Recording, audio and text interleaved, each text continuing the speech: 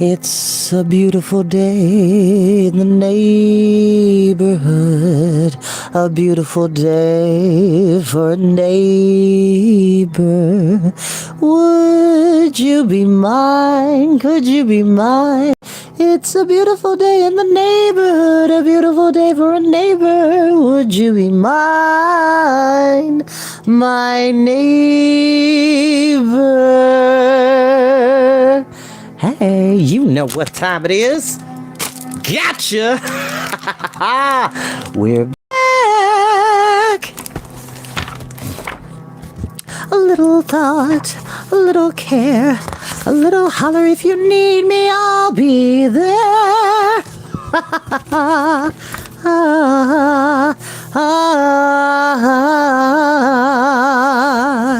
Hi, welcome back to another installment of Storytime with Chris. As I always say, you don't have to watch these videos. They go live. You're more than welcome to watch them in your downtime, nap time, max, relax, and chillaxing time, in between time, mean time, scheme time, study time, break time, CV time, any time that you want to hear a highly animated voice bringing wonderful stories of magic, fantasy, science fiction, adventure, and music, and many, many more in between. Oh, speaking of music, let me turn up the music. Hold on, let me get up.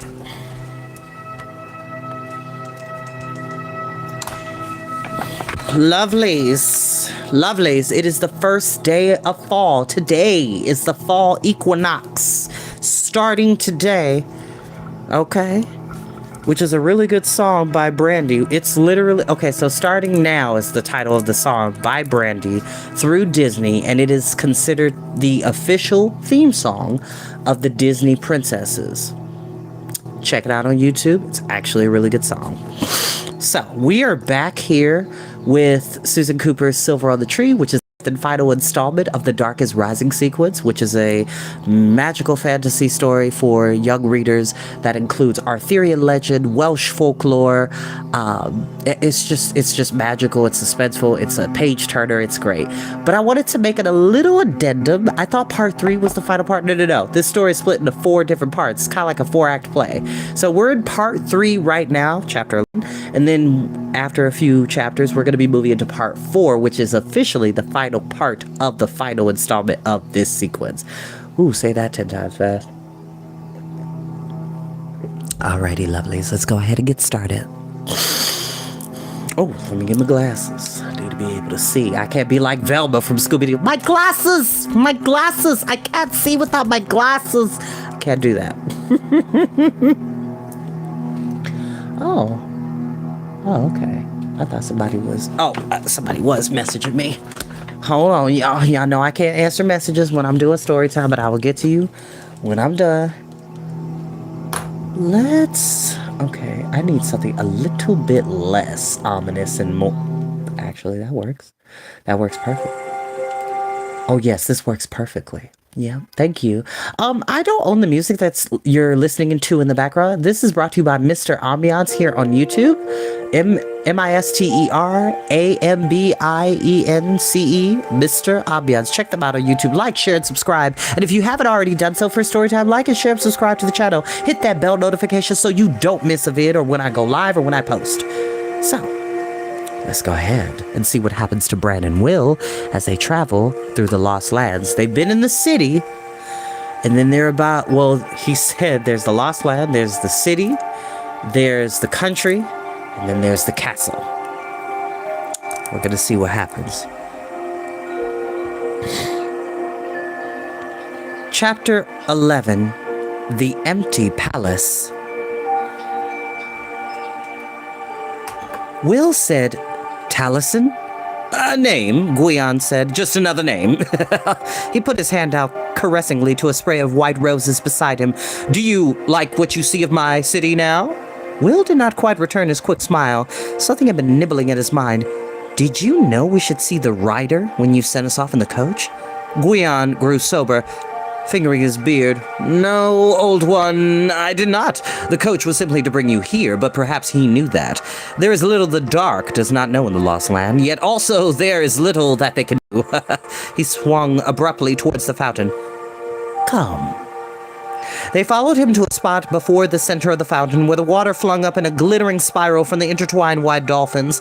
Nearby climbed the biggest of all the great sprawling rose bushes, a tall mound of delicate white dog roses as broad as a house. A fine spray from the fountain spangled their hair and dampened their faces. Will could see sparkling drops caught even in Guion's great beard. "Look for the arch of the light," Guion said. Will gazed at the dancing water, the gleaming dolphins, the four-petaled roses, everything blurred together. "You mean the rainbow?" It was there again, suddenly, a sunburned curve of hazy color within the fountain, with the hint of another faint rainbow arcing above. Guion said softly behind them, "Look well, look long." Excuse me. Excuse me again. Ooh, that means somebody's talking about me. Intent and obedient, they stared at the rainbow, gazed and gazed until their eyes dazzled in the sunlight reflecting from the marble and the leaping water. Then suddenly Bran cried, "Look!" And in the same instant, Will started forward, clenching his fist. They could see faintly outlined behind the rainbow the figure of a man seeming to float in the air. A man in a white robe with a green surcoat, head drooping, every line of his body drawn down by melancholy. And in his hand, a glowing sword. Will strained to see more clearly, hardly daring to breathe. The figure half raised its head, almost as if it sensed their gaze and were seeking to look back. But the lethargy seemed to overtake it again, and the head drooped, and the hand... And nothing was there but the rainbow, arcing through the fountain's glittering spray. Bran said, his voice tight, "Arias, that was the sword. Who's the man?" "So sad," Will said. "Such a sad man." Guion let out a long breath, breaking his own tension. "Do you see? You saw clearly?" There was anxious appeal in his voice. Will looked at him curiously. "Didn't you?" "This is a fountain of the light," Guion said. "The one small touch of the light's hand that is allowed in the lost land. Only those who are of the light may see what it has to offer. And I am not quite of the light." He was looking keenly at Will and Bran. "You will know that face again. The sorrowful face and the sword." "Anywhere," said Will. "Always," Bran said. "It was..." He stopped, perplexed, and looked at Will. Will said, "I know. There's no way of describing, but we shall know him. Who is he?" Guion sighed. "That is the king. Gwynno, lost king of the lost land. And he has the sword," Bran said. "Where is he?" A curious intenseness seemed to take possession of him. Will saw whenever there was any mention of the crystal sword. "He has the sword, and perhaps he will give it to you if he hears you when you speak to him. And he has not heard anybody for a long time. Not because he cannot hear with his ears, but because he has shut himself up in his mind." Bran said again, "Where is he?" "In his tower," Guion said. "His tower in Carvarder." As he spoke the Welsh words, Will realized suddenly that the faint lilt to his speaking of English had all along been the accent of a Welshman, though less pronounced than Bran's. "Carvarder," Bran said. He looked at Will, his forehead wrinkling. "That means the castle of glass." "A glass tower," Will said, "which you could see in a rainbow." He looked back at the spiraling jets of the fountain shooting up, breaking, falling in diamond rain over the shining backs of the dolphins. Then he paused, peering more closely. "Look down, Bran. I hadn't noticed. There's something written on the fountain right down low." They both bent to look, hands shielding their faces from the spray. A line of lettering was incised in the marble, half hidden by grass. The letters were patched green with moss. "I am the..." Will parted the grass with his hands. "I am the womb of every holt." Bran frowned. "The womb of every holt? The womb's where you come from in the mother. So that must be the beginning, right? But holt, what's a holt?" "A refuge," Guion said quietly. Bran pushed his dark glasses down his nose and peered at the carved words. "The beginning of every refuge? The heck does that mean?" "That I can't tell you," Guion said, "but I think you should perhaps remember it." He pointed out through the arch at the blue coach waiting. "Will you come?" Will said as they climbed up the folding step into the coach, "What is that golden crest on the door with the leaping fish and the roses?" "A duvet salmon, that fish." Guion said. The heralds will call it later Azure, a Salmon Naant, or between three roses argent seeded and barbed. He swung himself up over their heads to seat as coachman, gathering up the reins, and the last words came down faintly. That is the crest of Gridno the king.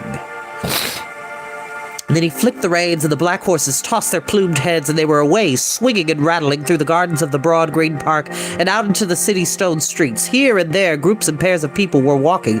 They lifted their heads now as the coach jingled by, and looked after it with surprise and sometimes curiosity.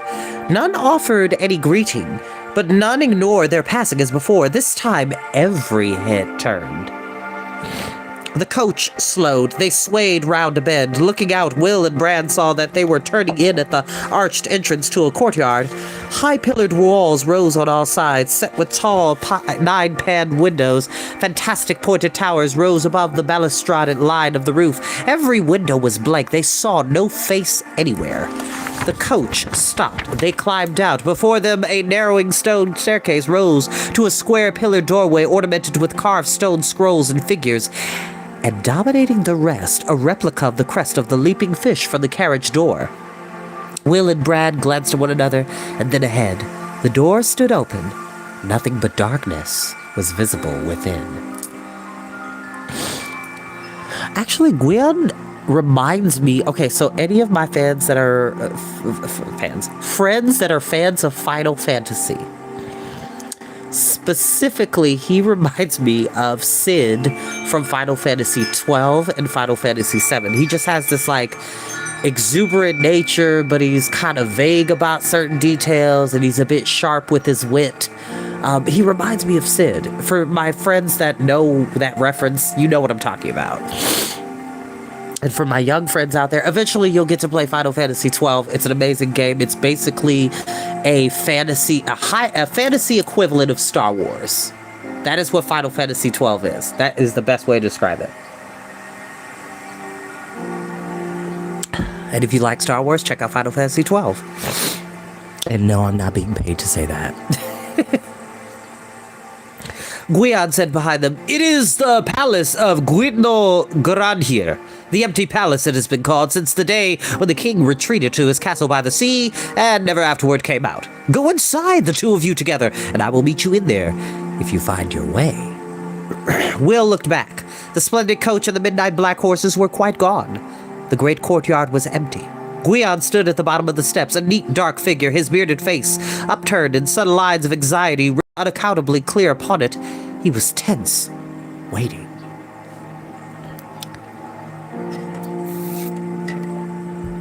Will nodded. He turned back to the immense open doorway of the palace. Bran stood there gazing in at the murk. He had not moved since before Gwion spoke. Without turning his white head, he said, "Come on, then." They went in side by side. With a long creak and deep echoing crash, the huge door slammed shut behind them. Instantly, the darkness burst into a blaze of white light. Will had a second in which to see Bran recoil, shielding his eyes before the impact of what lay before them hit him, and he gasped aloud. All around, in an endless fierce glitter, were countless repeated images of himself and Bran. He spun around, staring. The Will images spun around too, a long chorus line retreating into space. He shouted, instinctively expecting an infinitely repeated echo to go bouncing to and fro, just as the reflections before him echoed through his sight, but only the one sound rang dully around them and then died. It was a sound that somehow gave Will a sense of the shape of the place where they stood. Long and narrow. "Is it a corridor?" he said, bemused. "Mirrors!" Brad was looking wildly to and fro, eyes screwed into slits, even behind the dark glasses. "Mirrors everywhere! It's made of mirrors!" Will's head studied out of its whirling bewilderment. He began to sort out what he could see. Mirrors, yes, except for the floor. He looked down in glimmering darkness. And that's black glass. Look up and down. It's a corridor, a long curving corridor, all made out of mirrors. "I can see too many of me," Brad said with an uneasy laugh. There was a flash of white at each face, as all the endless lines of Brad's images instantaneously laughed, and then sobered, staring. Excuse me. Will took a few uncertain steps, flinching as the rows of reflected figures moved with him. The curve of the corridor opened before him a little, reflecting nothing but its own brilliance, like a gleaming empty page in a huge book. He reached out and tugged at Brad's sleeve. Hey, walk alongside me. If there's someone else to look at, even out of the corner of your eye, all those reflections don't make you so giddy. Brad came with him. He said uncertainly, You're right. But when they had gone forward a little way, he stopped suddenly. His face looked pinched and ill. This is awful, he said, his voice tight. The glass, the brightness, all of it pressing in so close. Pressing. It's like being in some terrible kind of box. Come on, Will said, trying to sound confident. Maybe it opens out round that bend. Can't go on forever. But as they rounded the curve, peopling the glass walls with their endless reflective figures, they came only to a pair of sharply angled corners, breaking the reflections into even more wildly repeated lines, where another mirrored corridor across the first, so that they had now a choice of 3 forward directions to take. Brad said unhappily, Which way? Goodness knows. Will reached into his pocket and brought out a penny. Heads, we go right or center. Tails, we go left. He spun the coin, caught it, and held it in his arm. It's tails, Brad said. Left then. Whoops, Will had dropped the penny. They heard it roll and spin. Where is it? Ought to be easy enough to find here. Funny how there doesn't seem to be any joints anywhere in the glass. It's like being inside a sort of square tube. He caught sight of the strain on Brad's face and was shaken. Come on, let's get out of here. They went on up the left-hand turning, which, by the way, even though I am a left-handed person, you may call me biased. If we ever have a choice of left or right, I'm going left. I'm going left. Right is always going to be the stereotypical choice. We're going left. I do that in video games. I do it in board games. I do it if I'm on a trail. I'm going left. Many a time when I used to frequent Glen Helen, which is one of the national parks we have here, I always go left. Always go left.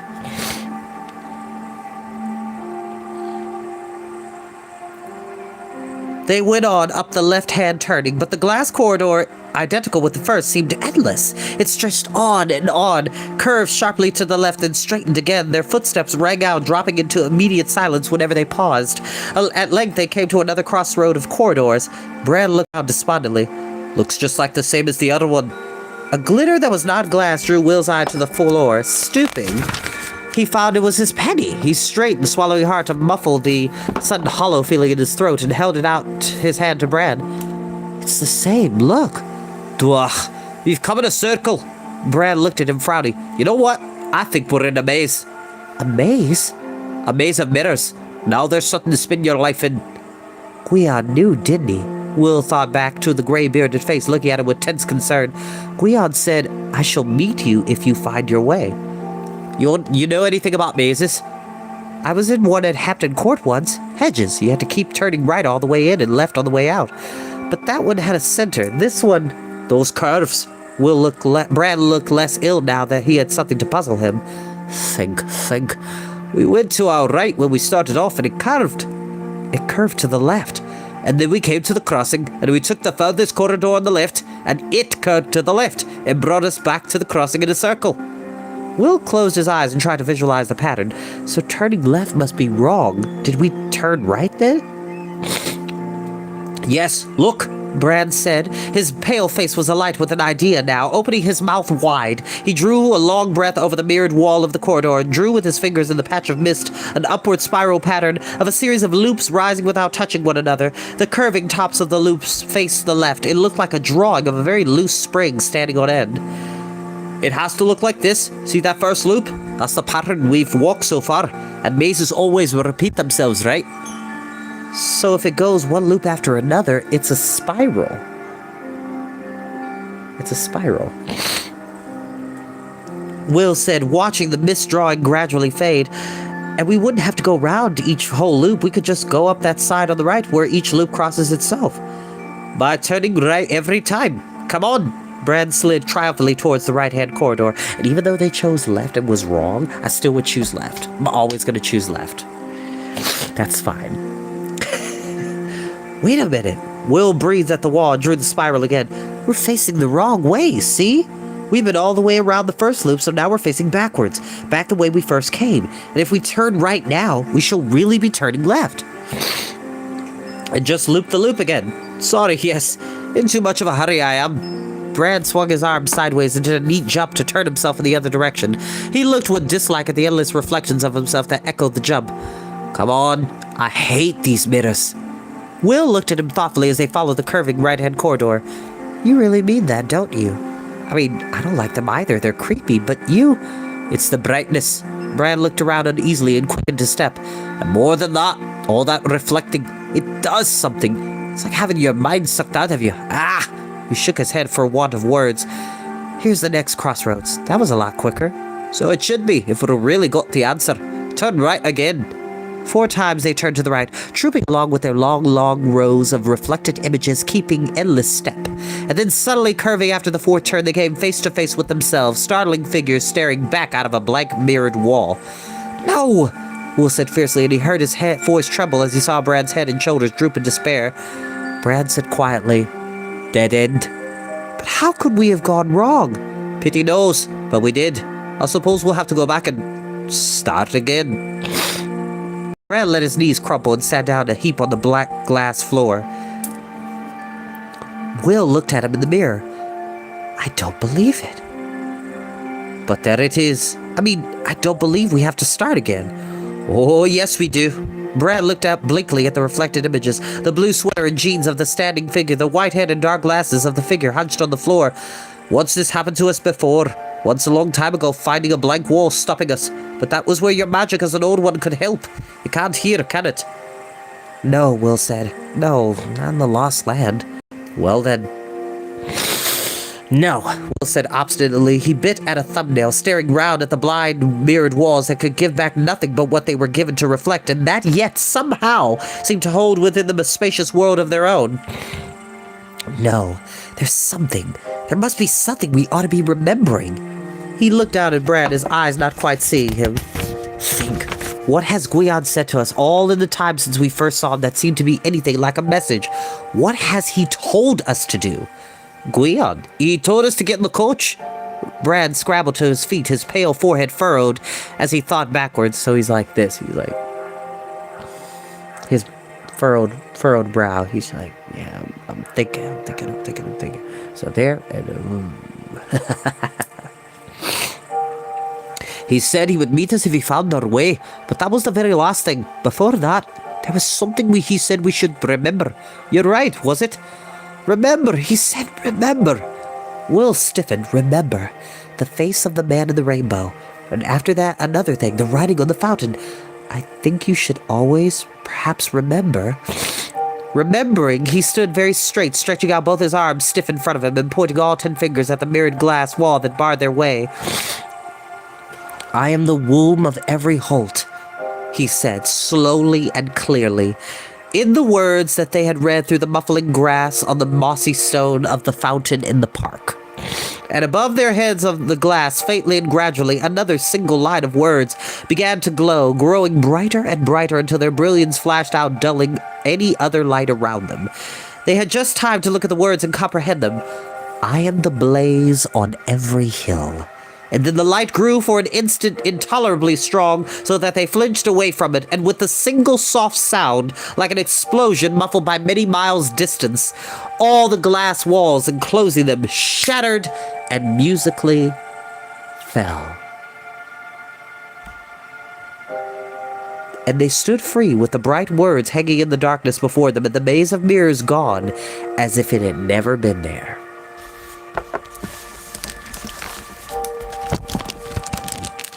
And that is where we will end for tonight. You know, I actually am pretty good with mazes from when I was a kid, like even on sheets of paper, but I just remember going to like, well, this is telling my age. So in Cleveland, we used to have a theme park called Geauga Lake, and it was so cool. It was our own theme park, made in Cleveland. It wasn't that far from any of my family, and we would just go there, have a good time. They had a water park. They had tons of roller coasters unique to the park. They would do live shows, and then Geauga Lake got bought out by Six Flags. And Six Flags was like a huge theme park franchise. It still is a thing, if I'm not mistaken. Correct me if I'm wrong.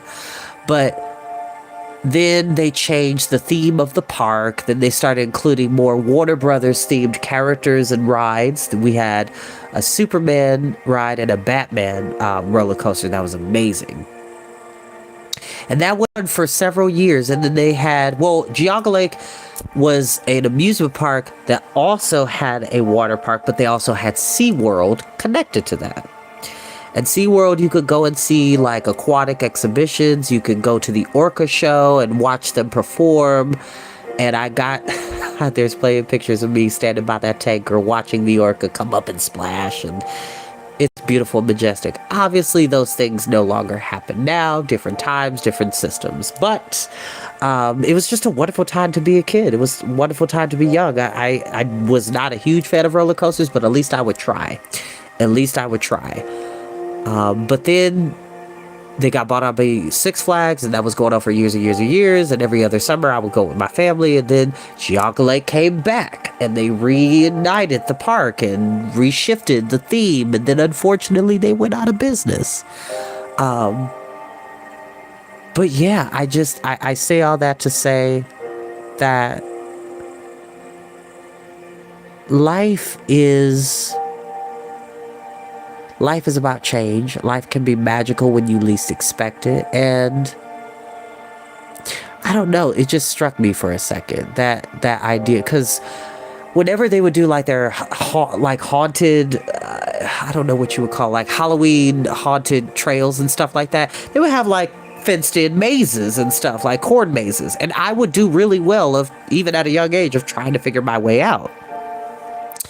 I don't like going to amusement parks for Halloween because I don't like to be scared. I'm not a fraidy cat.